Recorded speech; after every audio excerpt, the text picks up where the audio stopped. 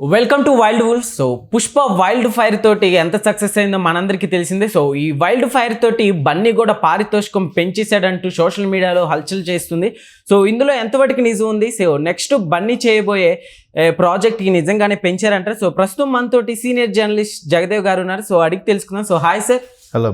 So next అయితే మాటల మాంత్రికుడు త్రివిక్రమ్ గారి మూవీలో అయితే యాక్ట్ చేయబోతున్నారు అల్లు అర్జున్. అయితే 300 కోట్లు పారితోషికం పెంచేశారన్నట్టు వార్తలు వస్తున్నాయి. సో ఇందులో ఎంతవరకు నిజం ఉందంటారు? 300 కోట్లు 100 కోట్లు అని సింపుల్గా చెప్తున్నారు, కానీ అంటే ఆ స్థాయిలో ఉంటుందా అనేది డౌట్. ఎందుకంటే ఫస్ట్ థింగ్ అంత స్థాయిలో ఉంటుందా ఉండదా అనేది డౌట్. మూవీ అంత ఆ స్థాయిలో ఉంటేనే అంటే మూవీ అయితే హైప్ వచ్చింది, ఓకే. కాకపోతే ఇక్కడ పారితోషికం విషయంలో ఒకటి నిజంగా తీసుకున్నా రివీల్ చేయరు, రెండోది రకరకాల విషయాల్లో వాళ్ళు ఇప్పుడు హీరోగా కమిట్ అయిన తర్వాత ప్రొడ్యూసర్ కొంతవరకే రెమ్యునరేషన్ అడ్వాన్స్ మాట్లాడుకుంటారు. తర్వాత కాస్ట్యూమ్స్కి ఒకటి స్పాన్సర్ ఉంటాడు, లేదా ఆయన మెయింటెనెన్స్కి ఒక స్పాన్సర్ ఉంటాడు, లేదా బాడీ దీనికి ఒక స్పాన్సర్ ఉంటాడు, రకరకాలుగా నడుస్తూ ఉంటాయి. సో ఇన్ని నడుస్తున్నప్పుడు మేబీ అవన్నీ ఆల్ టుగెదర్ అన్ని ఖర్చులు, ఇప్పుడు క్యారవాన్లో ఉంటారు. ఇప్పుడు క్యారవాన్ నాకు తెలిసి పర్ డే 1,20,000 1,50,000 కూడా మెయింటైన్ చేసే క్యారవాన్లు ఉన్నాయి.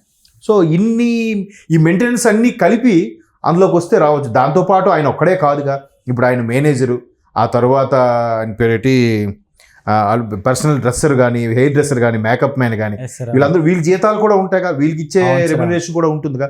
సో ఇవన్నీ కలిపి అంటున్నారు, కానీ మేబీ అంత ఉంటుందా అనేది డౌట్ నా వరకు. ఎందుకంటే ఈ 300 కోట్ల కాన్సెప్ట్ కూడా ఎందుకు వచ్చిందంటే, నాకు తెలిసి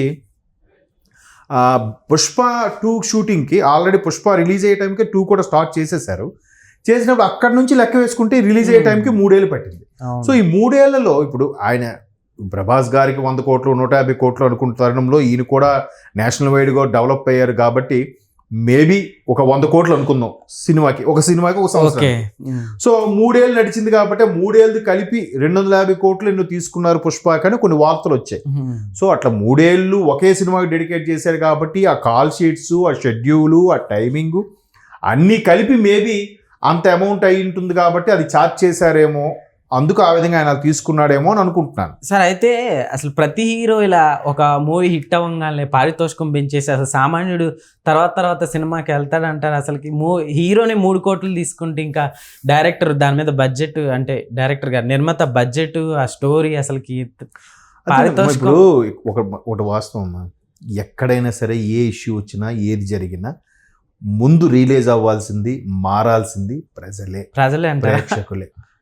ఇప్పుడు ఆయన రేట్ పెంచేశాడు, నెక్స్ట్ తదనుగుణంగా ప్రొడ్యూసర్ కూడా డిస్ట్రిబ్యూటర్లకి రేట్ పెంచేస్తాడు, డిస్ట్రిబ్యూటర్లు థియేటర్లో వేసుకున్నాడు, థియేటర్లో కూడా పెంచేస్తాడు. అప్పుడు ఏం చేస్తారు, థియేటర్ ఓనర్స్ రేట్లు పెంచుతారు. పెంచుకోవడానికి గవర్నమెంట్ పర్మిషన్ తీసుకుని గవర్నమెంట్ కూడా ఇచ్చేస్తుంది, ఎందుకంటే ఆ రెవెన్యూ మనకు కూడా ట్యాక్స్ రూపంలో కొంత వస్తుంది కదా అని.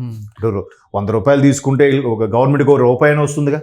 ఒక్కో టికెట్ మీద ₹1 వచ్చిన గవర్నమెంట్కి ఎన్ని టికెట్లు, ఎన్ని వందలు, ఎన్ని వేలు చెప్పండి, బెనిఫిటే కదా. సో అలాగా గవర్నమెంట్లు కూడా పర్మిషన్ ఇస్తున్నాయి. అయితే మీరు అంత కాస్ట్ పెట్టి ఎందుకు చూడాలి సినిమా? ఎవరు చూడమన్నారు? ప్రజలది తప్పు. నిజంగా 2-3 డేస్కి 1000 crores ఇచ్చేస్తే ఖచ్చితంగా ఈజీగా పెంచేస్తారు. చిన్న ఎగ్జాంపుల్ అండి, ఒకసారి హీరో నాని గారు ఆయన ఇంటర్వ్యూలో ఒక మాట చెప్పారు. ఆయన అడిగారు అనమాట రానా గారు, నాని ఏంటి అసలు నెపోటిజం అంటారు కదా, ఇది ఎంతవరకు కరెక్ట్ అంటే, నెపోటిజం ఎక్కడ ఉంది అసలు, ఇండస్ట్రీలో లేదు, ప్రజల్లో ఉంది నెపోటిజం అన్నాడు ఆయన. ఎట్లా అంటే దానికి ఒక లాజిక్ చెప్పాడు. ఇప్పుడు రామ్ చరణ్ గారు, నాని గారు ఇంచుమించు ఒకే సమయంలో వచ్చారనుకుందాం. రామ్ చరణ్ గారు మెగాస్టార్ చిరంజీవి గారు అబ్బాయిగా తెరంగేట్రం చేసినప్పుడు ఆయన సినిమాకు ఓపెనింగ్ బేభత్సంగా వచ్చింది, 1 కోట్లో 10 కోట్లు 5 కోట్లు వచ్చింది అనుకుందాం. మరి అదే నాని సినిమాకి 5 లక్షలు 10 లక్షలు రావడం ఏంటి? అక్కడ నెపోటిజం ప్రదర్శిస్తున్నది ఎవరు? వాళ్ళ మైండ్లో ఫిక్స్ అయిపోయింది ఎవరు? ప్రేక్షకుల మైండ్లో మెగాస్టార్ అబ్బాయి రామ్ చరణ్ గారు చిరంజీవి గారు అబ్బాయి రా అనుకుని ఇటు వెళ్తున్నారు. అరే కొత్త కుర్రోడు రా సినిమా ట్రై చేస్తున్నాడు అని చెప్పి వెళ్ళట్లే. అవును సార్. అయితే ఇక్కడ చిన్న సవరణ ఏంటంటే, నెపోటిజం అనడానికి ఛాన్సే లేదండి. ఇప్పుడు చిరంజీవి గారు అబ్బాయి కదా అని ఆ యాక్షన్ బాగాలేకపోయినా, వాడు ఏం పెర్ఫార్మెన్స్ అయిపోయినా చూస్తారా? ఈరోజు RRRలో చాలామంది విమర్శకులు సైతం రామ్ చరణ్ నటన చూసి ముక్కు మీద వేలేసుకున్నారు. అరే ఏంటి పెర్ఫార్మెన్స్? ఒక ఆయన అయితే పబ్లిక్గా ఒక జర్నలిస్ట్ ఇలాగే డిబేట్లో అసలు ఎన్టీఆర్ని డామినేట్ చేస్తాడండి రామ్ చరణ్ అన్నాడు. అవును, ఎన్టీఆర్ లాంటి పర్ఫార్మర్ ఆల్రౌండర్ ఆయన. అవును కదా allrounder. Junior NTR young tiger అంటే నిజంగా యంగ్ టైగరే. సీన్లోకి వచ్చాడంటే ఎవరినైనా తినేస్తాడు ఆయన యాక్షన్తో కదా. అవును ఎన్ని సార్, పేజీలు డైలాగ్ అయినా సింపుల్గా చెప్పేస్తాడు. అటువంటి ఎన్టీఆర్నే డామినేట్ చేసేసాడు రామ్ చరణ్ అని కూడా అన్నాడు ఆయన. ఓకే నిజంగా అలాగే ఉంటుంది నా పెర్ఫార్మెన్స్. అంటే లోపల ఫ్రెండ్గా మిత్రుడుగా చూసుకున్నప్పటికీ ఆ బాధను దిగమింగి బయటికి ఎక్స్ప్రెస్ చేయాలి. అది చాలా టఫ్ జాబ్ అది. సో అట్లాగా చిరంజీవి గారు అబ్బాయి అని చెప్పి చూసేయగలమా? ఆ టాలెంట్ ఉంది. డ్యాన్స్లు కూడా ఎన్టీఆర్కి బన్నీకి పోటీగా రామ్ చరణ్ కూడా చేస్తారు కాబట్టి చూస్తున్నారు కదా. మరి ఇద్దరు ఒకేసారి కెరీర్ స్టార్ట్ చేసిన నాని గారు స్టార్ అయినా కానీ రామ్ చరణ్ అంత ఇమేజ్ ఎక్కడ ఉంది నాని గారికి అనుకుందాం. అలాగే నా ఉద్దేశం ఆయన తక్కువ చేసే ఉద్దేశం కాదు. ఇది కూడా మొన్న సరిపోదా శనివారం కూడా బ్లాక్ బాస్టర్ 100 కోట్ల సినిమా అది అని చెప్తున్నాను. అంటే ఇమేజ్ కూడా ఎలా తెచ్చుకుంటున్నారు?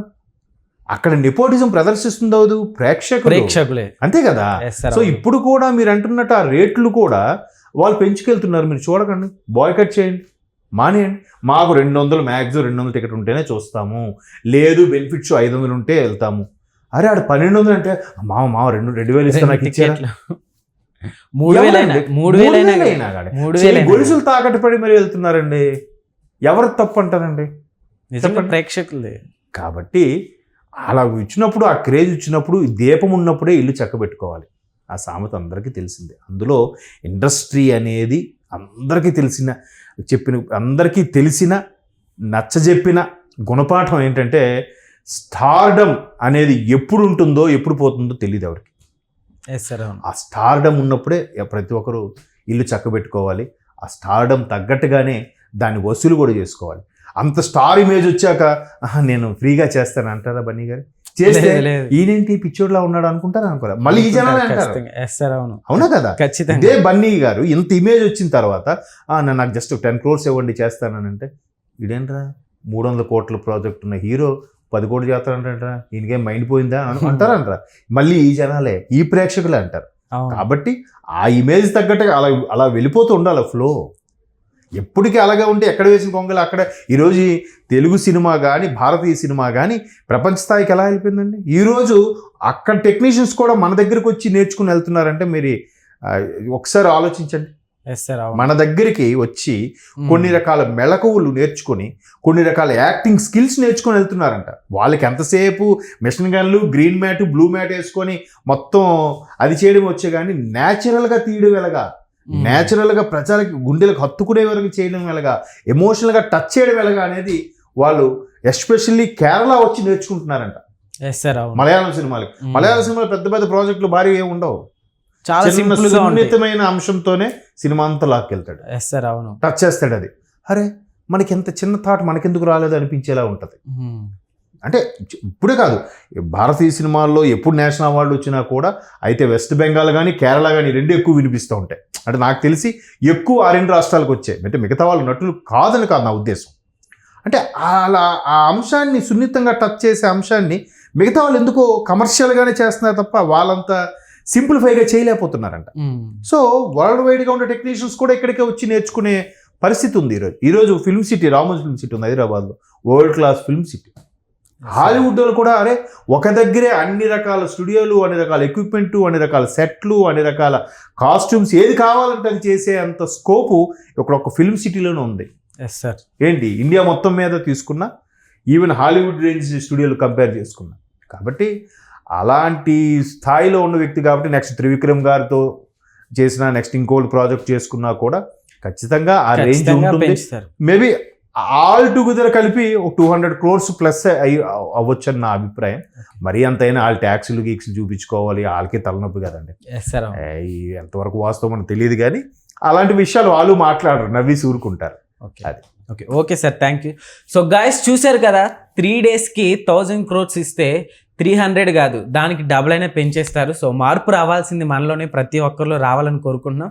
So thank you sir, thank you.